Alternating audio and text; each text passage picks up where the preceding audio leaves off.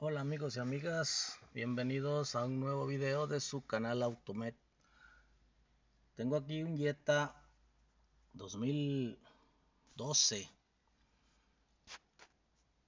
El cliente me lo trajo porque dice que cuando lo echa a andar hace un ruido y él dice que lo localizó en la parte trasera de la rueda izquierda, pero no tiene nada que ver con suspensión ni nada, sino que esto es cuando prende el switch y lo echa a andar. Vamos a hacer eso y me dicen ustedes qué opinan. Voy a prender switch.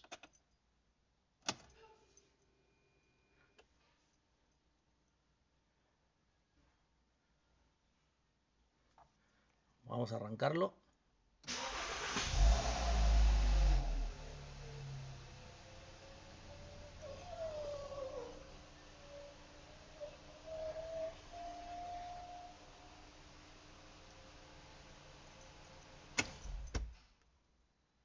No sé si escucharon, parecía que traía un gato en la cajuela o algo así. Así maullaba.